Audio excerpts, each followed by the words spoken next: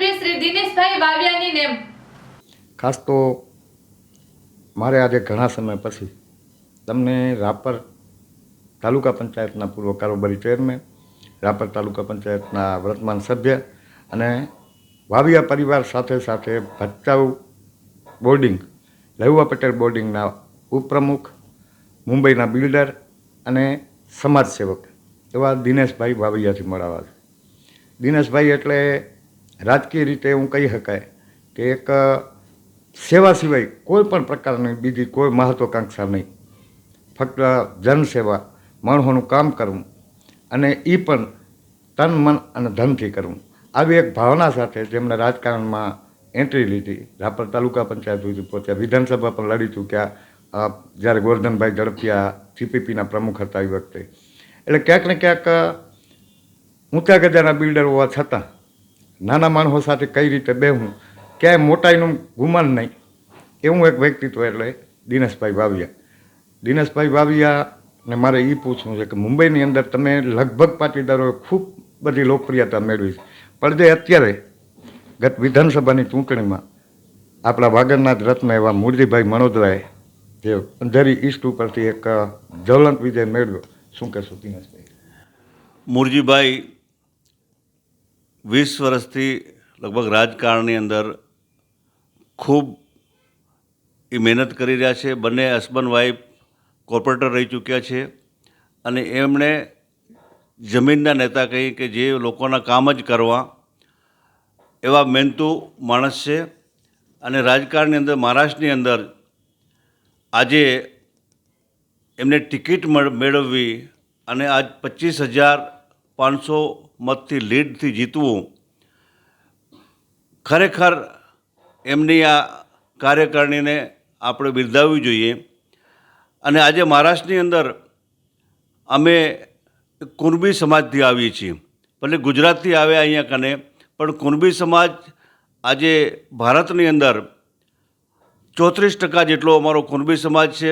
મહારાષ્ટ્રની અંદર મરાઠા જે સમાજ કહીએ એ પણ કુણબી છે. છત્રપતિ શિવાજી પણ કુણબી હતા. એટલે એવું ન માનો કે અમે ગુજરાતથી આવી છીએ ને મહારાષ્ટ્રની અંદર આટલી લીડથી જીત્યા, કારણ કે અમારો સમાજ ભારત દેશની અંદર બધે વિકસેલો છે.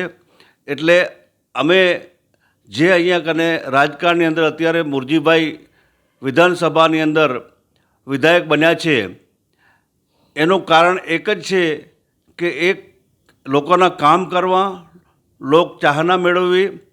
અને નવી મુંબઈની અંદર અમે આજે અમારો સમાજ બહુ વિકસિત છે અને નવી મુંબઈની અંદર પણ અમે રાજકારણની અંદર સંકળાયેલા છીએ. ભાજપમાં BJPની સાથે ગુજરાતની અંદર જેમ સંકળાયેલા છીએ, મહારાષ્ટ્રની અંદર પણ ખૂબ સંકળાયેલા છીએ. એટલે અમારો સમાજ આજે રાજકારણની અંદર પ્રવેશ કર્યો છે.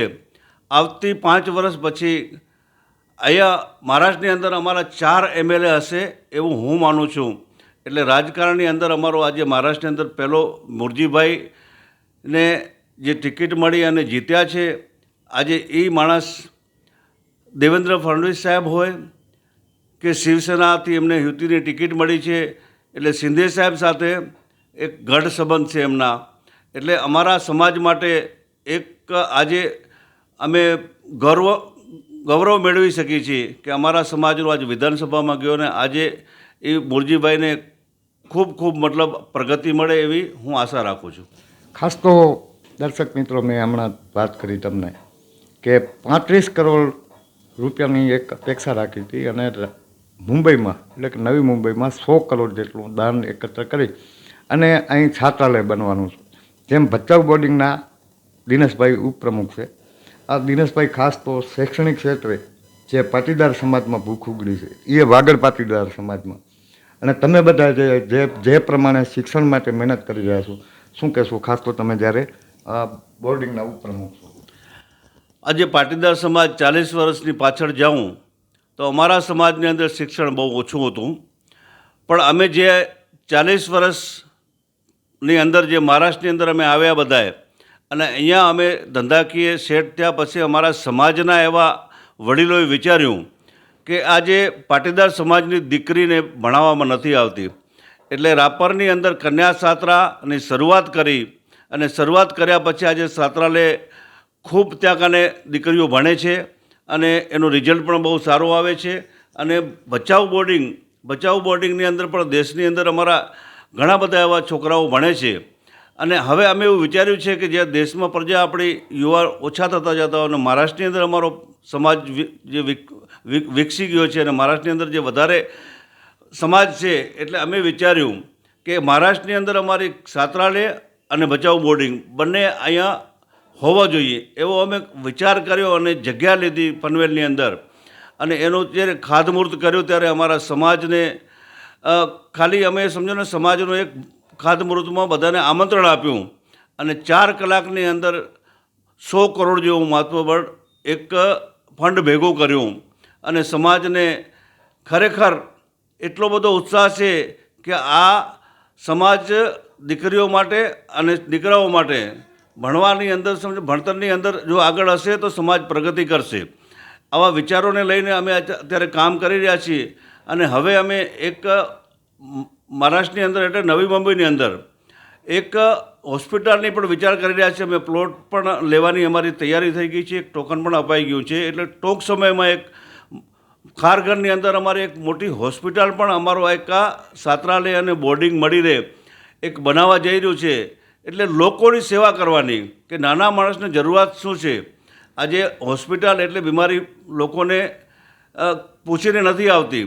અને જ્યારે એ સમયે જ્યારે અત્યારે હોસ્પિટલની અંદર એટલી બધી જે મતલબ નાના માણસને તકલીફ થાય છે કે એ પોતાનું બીમારીની ઈલાજ પણ નથી કરાવી શકતો. એટલે અમે વિચાર્યું કે સામાજિક રીતે સમાજના માણસો હોય કે ઇતર સમાજના માણસો હોય જો સેવા આપવાની છે તો આપણે એક હોસ્પિટલની જરૂરત છે. એટલે હોસ્પિટલ માટે પણ એક નિર્માણ માટે અમે વિચારી રહ્યા છીએ. ટૂંક સમયમાં અમારી એક હોસ્પિટલ પણ અમે નવી મુંબઈની અંદર બનાવવાના છીએ.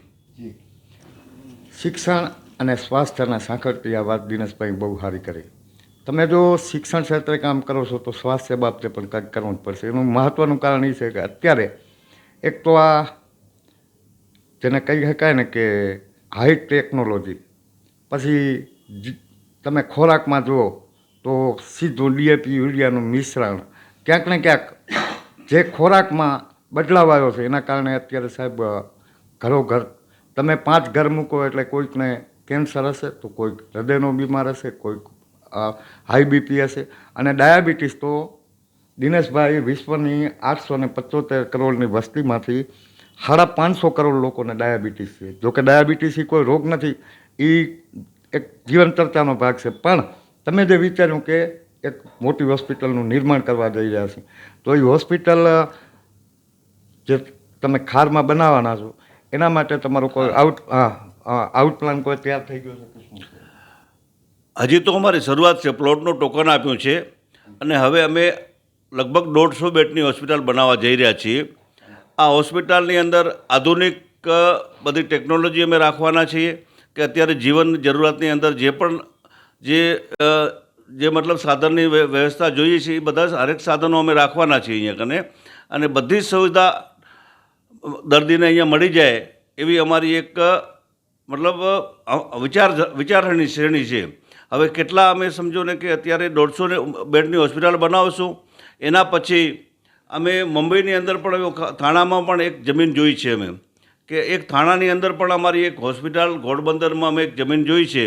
એટલે ઘોડબંદર માટે પણ અમે એ જમીન હજી લીધી નથી પણ વિચારી છીએ કે એ એક નવી મુંબઈ અને એક થાણામાં 2 હોસ્પિટલ આપણી બને તો આપણા સમાજ માટે અને નાના માણસોને ગમે એ આપણા દેશમાંથી માણસો બીમાર હોય તો દેશમાંથી પણ આવી શકે છે. અને એ સેવાના માધ્યમથી અમે લોકો આ વિચારી રહ્યા છીએ.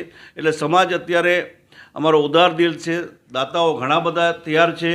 આ કરવાવાળો માણસ ખપે.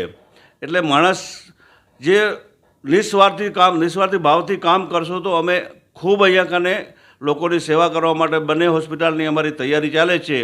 અને મારો તો એવો વિચાર બી હતો કે રાપર તાલુકાની અંદર પણ આ કોઈ સારી હોસ્પિટલ નથી, પણ ત્યાં અમે વિચાર્યું હતું પણ ત્યાં કને ડૉક્ટરોની મોટી મુસીબત છે કે કોઈ સારા ડૉક્ટરો રહેવા તૈયાર નથી. પણ આજે આપણા ધારાસભ્યએ એવું મેં સાંભળ્યું છે કે ધારાસભ્યએ જમીન પણ ફાળવી દીધી છે અને હોસ્પિટલની એમની તૈયારી પણ ચાલે છે.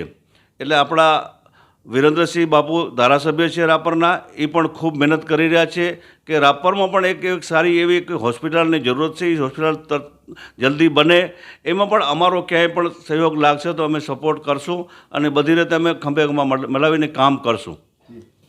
દર્શક મિત્રો, દિનેશભાઈ બહુ સારી વાત કરી. 130 બેડની હોસ્પિટલની સિદ્ધાંતિક અને વહીવટી તમામ મંજૂરી મળી ગઈ છે. ટૂંક સમયમાં રાપરમાં એ હોસ્પિટલનું નિર્માણ પણ થશે.